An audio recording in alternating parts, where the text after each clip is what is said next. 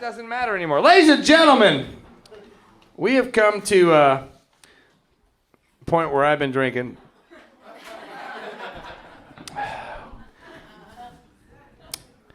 What can I say about this next lady? I mean, really, what can I say that doesn't piss her off?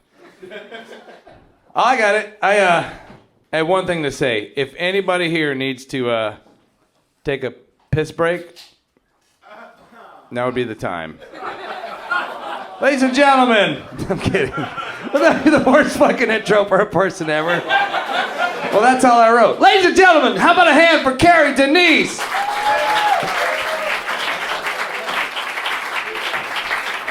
Hey guys, if you want to take a piss break, take it right the fuck now, because JR's drunk and John O'Connell's next. So let's bring to the stage John O'Connell! No, not yet. I'm sorry, I fucked up. Okay, ladies and gentlemen, it's in page 2.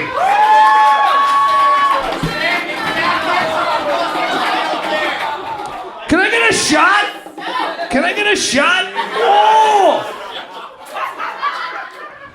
Nobody remembers that moment. Okay. Shit. I'm sorry. We're bringing up Carry On? Carry On? Who are we bringing up? Okay. Carry over. Oh, this next guy.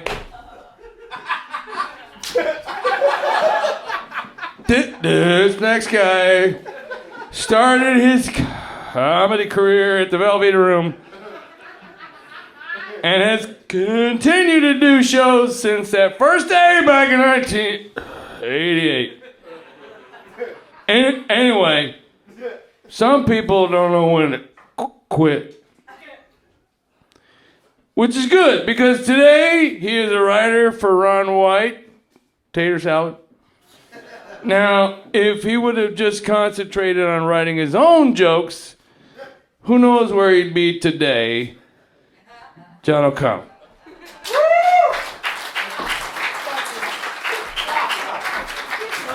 The drunken J.R. Brown, ladies and gentlemen. How you doing, buddy? Hey. Yeah, I do. I'm contractually obligated to anything funny I write is for Ron White, so this stuff may not be funny at all. So, Dana knows. And first, Ashley Barnhill, where are you? You do have nice tits, and I am an old creepy guy, and I'd love to fucking grope them. So there you go. Yeah. Unfortunately, you don't have plastic surgery for senses of humor. So good luck with that one. So there you go. Dude, I love you, man. We've been friends for, 11 years or whatever, since you've been here, maybe 12, something like that, 15, whatever. I'm not counting, And everybody's come up here and reaming you a new asshole, and that's fucking wrong. You've done so much for this comedy community in Austin. I just think it's thoughtless, and frankly, it's it's rude. So it's because you have a perfectly good asshole that I'm about to ream right now. So fucking bend over, I gotta tell you, man, we all knew this day would come when you'd leave, and some of us hoped it would be a lot sooner, but I don't know if you know this. I don't know if most of you guys know this, but when they first hired Dana, I guess it was still a contractual thing. When they first hired you, I was like, why aren't you going up on stage? And apparently you said that you could not do stand-up comedy. That was part of the contract. You couldn't do stand-up comedy, which I thought was bullshit. I went to them, I go, hey, I've seen his act. He may do stand-up, but it's not comedy. So. But you do a lot of performing outside the club for paid audiences. A lot of people don't know that either. He's worked for many, many years doing paid audiences. Granted, they were court-ordered. A judge said either go to fucking jail or pay to sit and listen to him for 6 fucking hours doing defensive driving. But it was fucking paid audiences. I admit that, One thing I appreciate about you over the years, too, is that you're kind of private. You're a private guy. You never got into our personal life at all. You were very good about that, I don't know how many times you overserved me, 2 or 3 fucking nights a week for fucking 15 years, and you never once even asked me how I was getting home. And that was... that is admirable. Even a bartender that's a stranger would ask me that, but you do not fucking pry. I appreciate that. That is, yes, that's fucking wonderful. So. You don't let your personal life spill over into your workplace at all. I appreciate that as well. Never once did I realize that you were fucking Salisa when I was fucking Salisa. I didn't never. She never told me. You never told me.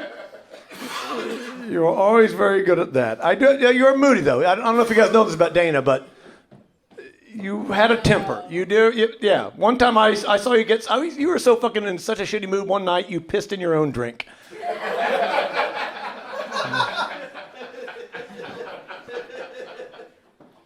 Yes, you did. Yes. Yeah. I got a pen. Here you go, buddy. Every comic carries a pen. That's why you don't have one. There you go. Dude, you both, how long? 11 years here at Velveeta? 11, 12? 10? 10 years. I beg to differ. It seemed like 20. Dude, you blew away the record, though. The longest, I don't know who was the longest otherwise. Maybe 4 or 5. Fucking 10, 11, 12 years, however long it was. It's fucking amazing. It's actually remarkable that you would keep it such a shit job. Babysitting drunks, babysitting comedians, babysitting drunk comedians for 11 years, you know. But I gotta admit, though, it's a fucking tough job. I couldn't do it. Fucking what do you do? 3 nights a week, 4 hours a night? What is that, fucking 12 hours a week? Fucking brutal. God damn. How many people? 30, maybe 40 people in here some nights? And you know, at least almost half of them are fucking ordering drinks, too. You are working your fucking ass off, dude. God damn. I maybe saw you break a sweat once and you got a fever. You had the fucking flu. Thank God for Michael Parks doing all your fucking heavy lifting for you. But really, I in all honesty, I'm going to cut this short because I don't have anything else funny to say. But you have been, you know, it's been, you came in here 11 years ago when it was a struggling club, doing, you know, 4, maybe 5 shows a week, with the crowd fucking half full. And since then, the city of Austin has boomed. It's doubled its population, most of that living downtown. And as you leave, you're still doing 4, maybe 5 shows a week to 30 or 40 fucking people. Nice job, buddy. Good luck in sales, my friend.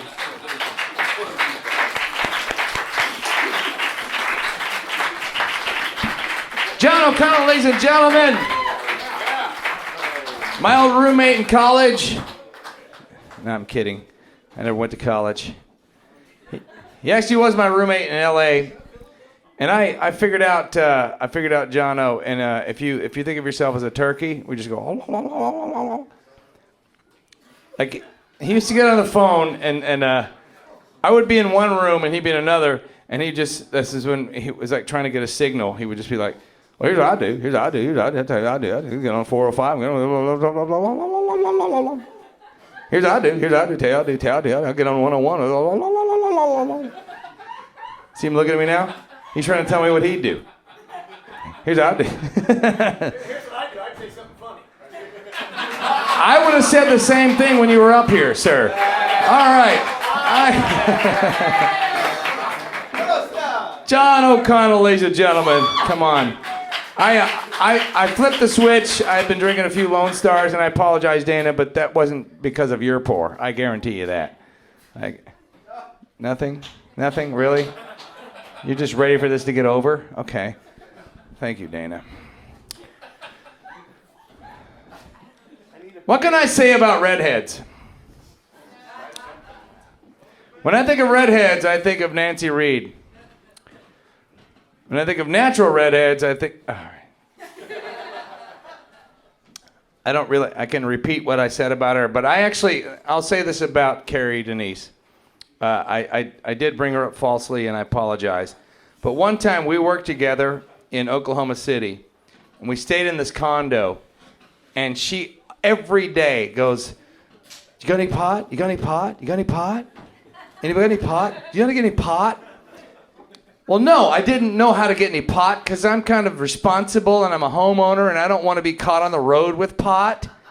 But I bothered to look above the kitchen cabinets like every comic does in a condo and found a fucking jackpot of pot and I didn't share, and I felt so bad.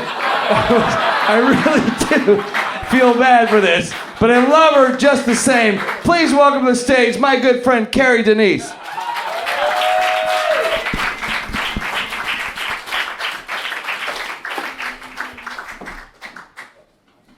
That's partially true.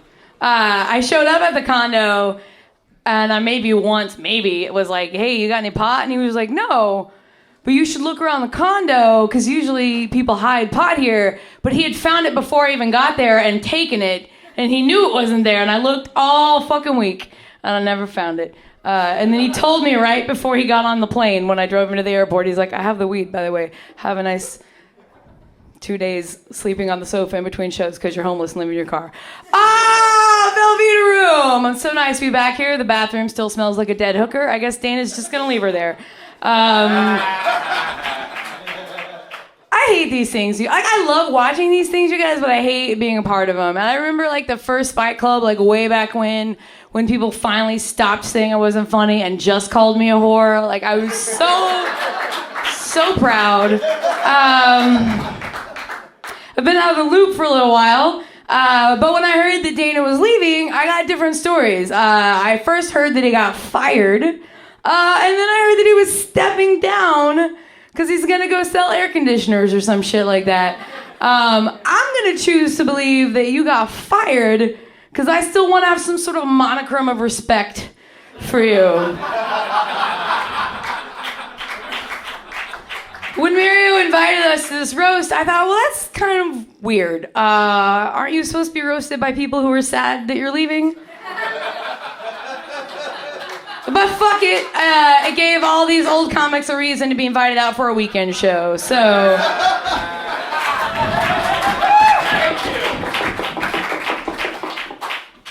I know Dana's drinking tonight, which is not the norm, if anybody knows him. And I've never understood why Dana hung out with comics. He doesn't drink, he doesn't smoke pot, and he never says anything funny. Except that time he told me he was gonna let Chad Warren headline.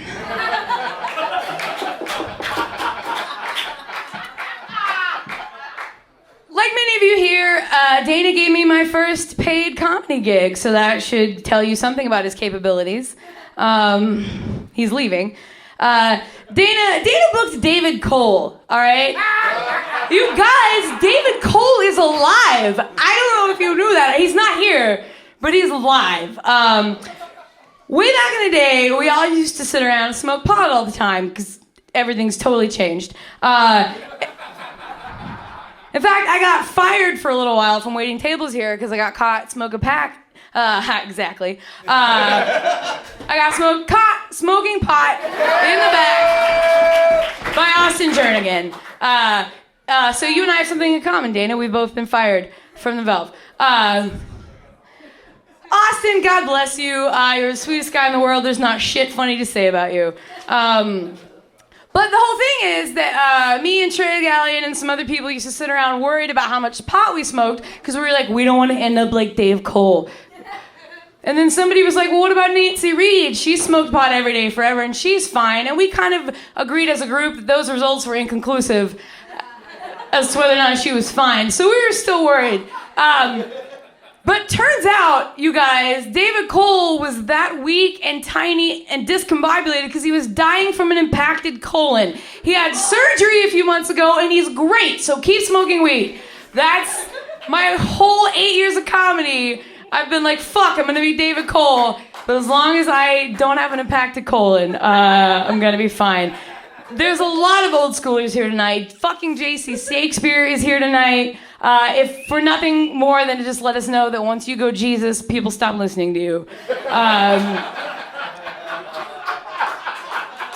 Actually, JC, that's not fair. I know nothing about you. I'm only going off what other people have said because you're never fucking here. Nancy Reed almost wasn't here tonight. She got out at the last minute, but that's because I reminded people here that I've taught special ed and I have experience changing adult diapers.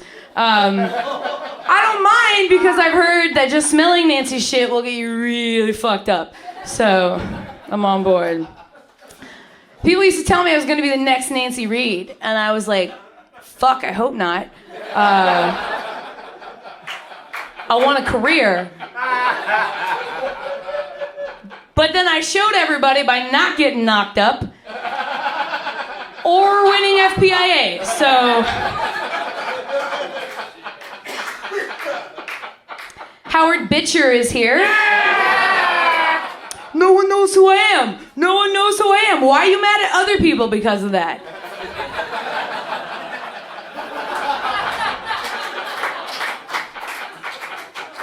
Howard once told me when I first started, you know, if I wasn't married, I'd fuck you.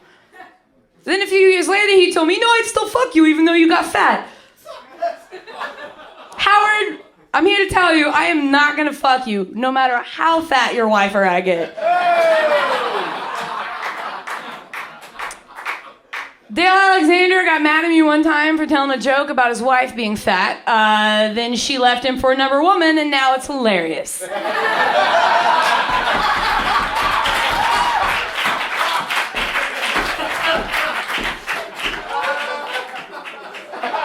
Jeremy Neal's here tonight. I'll throw this in. I think Jeremy Neal's the only person I've ever wanted to fuck that I didn't get to. But he's married now, so he'll probably do it. I've been married a couple of times. John Toll makes me puke. And by that, I mean he taught me how to be bulimic, you guys. And that is a valuable tool in life. Unfortunately, I had to stop because I started to sound like him. But I'm grateful. Speaking of puking, Ashley Barnhill was here tonight. I want to thank you for being as awful as I've told people you are, so I appreciate that. Bob Kay was here, and Bob Kay was like, hey, no one had any jokes about me. Well, Bob, I didn't write any jokes about you, but while you were out of town one time, Joe Stats let me and John Toll fuck in your bed for like 2 weeks. We never told you, so enjoy that.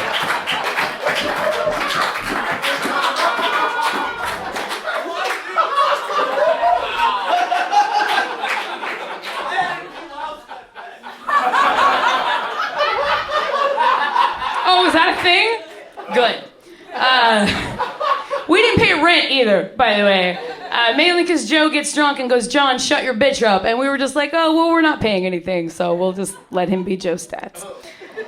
Carey Lindo is here tonight, and I think like the worst thing that you can say about Carey Lindo is that there's nothing bad to say about Carey Lindo. Like, fucking yawn, all right? I mean, she's great, but I wouldn't invite her to my bachelorette party, okay? And that's mainly because I never wait long enough to get married to have a bachelorette party.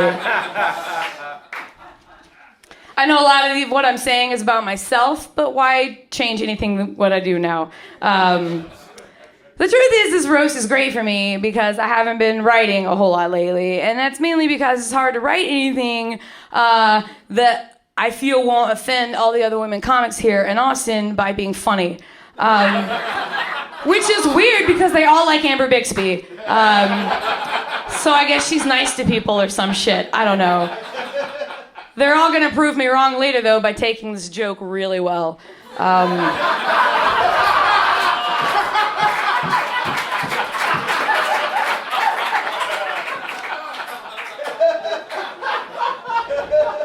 Give it up for the reigning funniest person in Austin, Mac Blake. Mac Blake is here. The first time I saw Mac Blake, I thought he was astoundingly funny, especially given the short time he'd been doing it when I saw him. But the other thing that I would like to say is that I think that Mac Blake is exceptionally brave, as well as all the other young comics that are here tonight and any aspiring FPIA winners, because you could come here tonight and hang with all these seasoned veterans and stare your bleak, miserable future in the face.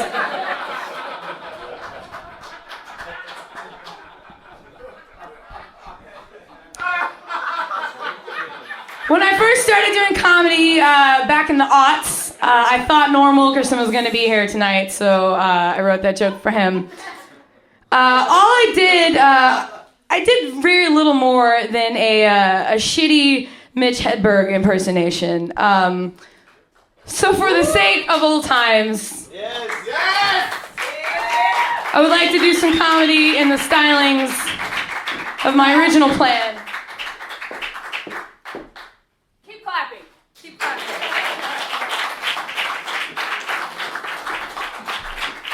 Ladies and gentlemen, please welcome Mitch.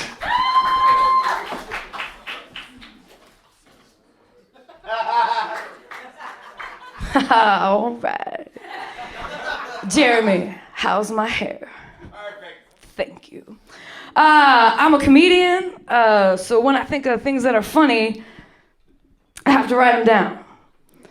Unless I don't have a pen, in which case I call Dana Smith and I tell him the joke. And I say, is this funny? And if he says no, I go and buy a pen and I write it down.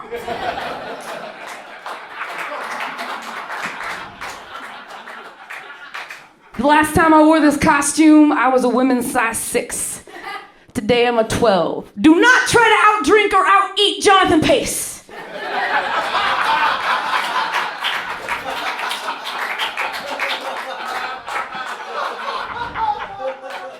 I don't like heroin anymore, cause it killed me.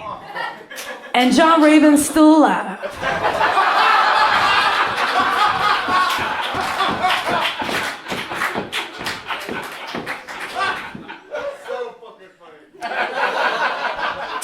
Whenever I talk to Cameron Buckles, I close my eyes, because I have drawn a picture of a more attractive, unfunny asshole on the inside of my eyelids. Actually, Cameron, that's not fair. I don't know too much about you, except when I go to other cities where you've lived and everyone goes, Cameron Buckles, that dude's an asshole. I saw Norm Wilkerson downtown. I knew he was lost because Norm Wilkerson doesn't belong downtown. There's nothing for him there, because he's old. I could have done that joke about Carey On, but I actually like Norman Wilkerson. And Carey On's actually talented. Maggie May quit wearing wigs a while back. I'm cool with that. Let your hair grow, baby. But could you donate like one wig to Jamie Schaffner?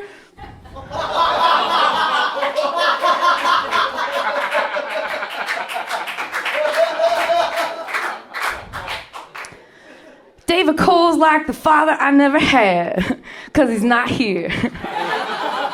And cause he's not my dad. All right. I don't like Matthew McConaughey.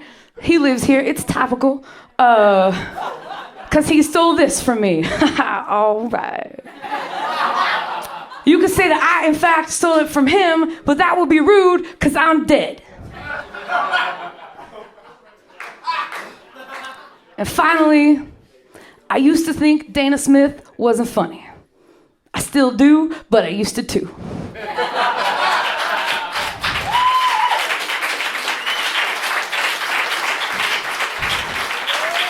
Dana, I've known you for 8 years. I love you. And the saddest thing about you leaving is that you're going to have to headline this roast. Have a good night, y'all.